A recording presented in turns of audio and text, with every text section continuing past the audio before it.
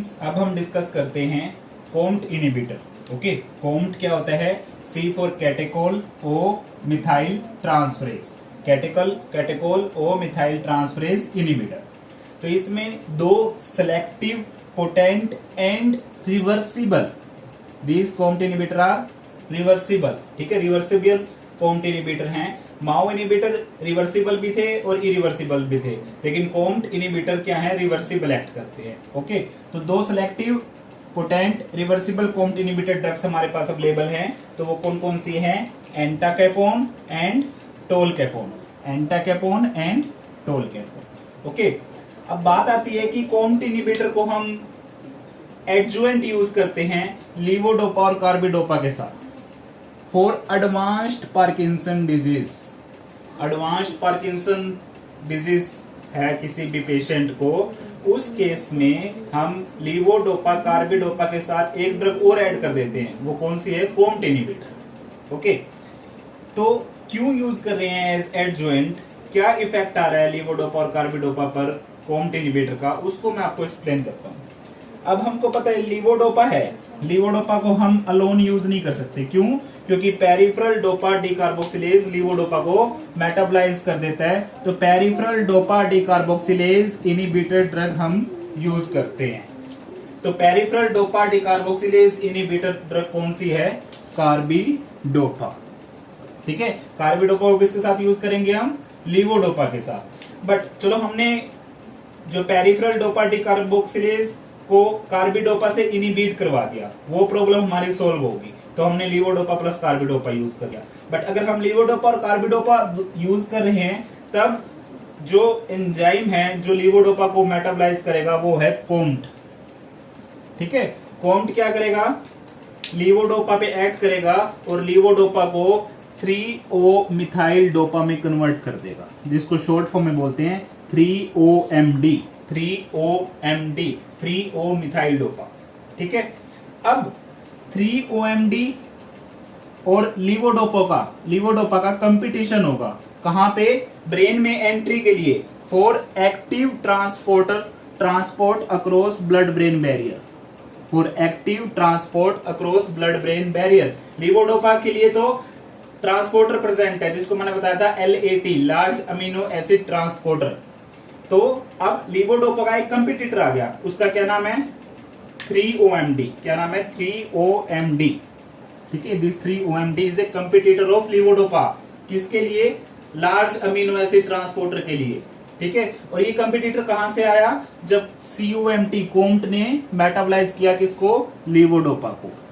इसलिए अगर हमने कोम्ट को इनहिबिट कर दिया तो हमारा एम क्या है? टू इनहिबिट कोम्ट, COMT, जिससे ये 3OMD, 3O मिथाइल डोपा नहीं बन पाएगा। 3OMD विल नॉट फॉर्म, और लीवोडोपा का कोई कंपटीटर अब एग्जिस्ट नहीं करेगा और लीवोडोपा इजिली एंटर कर जाएगा ब्रेन में। Levodopa entry will be easy. Okay, तो अगेन आपको समराइज कर रहा हूं, क्या हो रहा था कि लीवोडोपा प्लस कार्बिडोपा दे दिया हमने, जिससे पेरिफेरल डोपा डिकार्बोक्सिलेज अब लीवोडोपा को मेटाबोलाइज नहीं कर पाया। तो हमने पेरिफेरल डोपा डिकार्बोक्सिलेज से तो लीवोडोपा को बचा लिया, लेकिन अब कौन आगे हमारे? कोम्ट, COMT। COMT क्या कर रहा था? लीवोडोपा को 3O मिथाइल डोपा में कन्वर्ट कर रहा था। अब लीवोडोपा का कंपटीटर आ गया 3O मिथाइल डोपा, कि कहां के लिए? ब्रेन में एंट्री के लिए। तो अगर हमने COMT को इनहिबिट कर दिया तो 3OMD will not synthesize, so there will not be any competitor of levodopa. Okay, तो इसका मतलब जो हमारा कोम्ट इनहिबिटर है वो लीवोडोपा की ब्रेन के अंदर एंट्री को इजी करती है। ठीक है, अब लीवोडोपा ब्रेन में इजीली एंटर कर सकता है। ठीक है, अब बात करें एक पॉइंट और की, कि जो COMT है कोम्ट, ये डोपामिन को ब्रेन में मेटाबोलाइज करता है। कोम्ट डोपामिन को ब्रेन में भी मेटाबोलाइज करता है। तो वहां पर हमारी ड्रग काम करती है या नहीं करती, वो हम देखते हैं। एंटाकैपोन एक्ट ओनली इन पेरिफेरल। तो जो ब्रेन के अंदर COMT है उसको एंटाकैपोन इनहिबिट नहीं करती। तो याद रखना है आपको, entacapone act only in periphery. Okay, अब बात करें टोलकैपोन की, टोलकैपोन भी क्या है, इसका भी सेंट्रल एक्शन लेस इंपॉर्टेंट है। तो इंपॉर्टेंट एक्शन क्या है कोम्ट का, जो पेरिफेरी में है, ब्लड में है, उस कोम्ट को इनिबिट करना, जिससे लीवोडोपा की एंट्री इजी हो सके। ठीक है, तो ये लीवोडोपा का इफेक्ट करवाने के लिए, इफेक्ट को इंक्रीज करवाने के लिए यूज हो रही है, इसलिए ये यूज हो रही है, used as adjuvant to levodopa carbidopa for advanced Parkinson disease. अगर हम खाली कोम्ट इनिबिटर यूज कर रहे हैं तो वो इतनी बेनिफिशियल नहीं है, क्योंकि उसने ब्रेन में कोम्ट को इनिबिट ही नहीं किया। ठीक है, क्योंकि एंटाकेपोन तो पेरिफेरल एक्शन देता है और टोलकैपोन का भी सेंट्रल एक्शन लेस इंपॉर्टेंट है।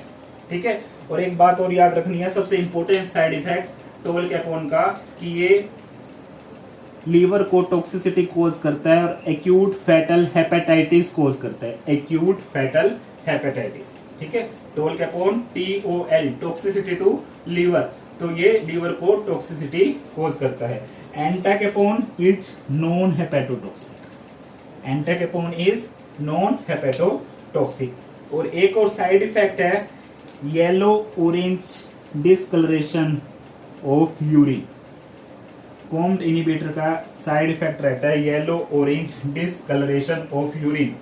एक ड्रग और भी है, ठीक है, जिसका यही सेम साइड इफेक्ट रहता है, yellow orange discoloration of urine, और वो एंटी-टीबी ड्रग है।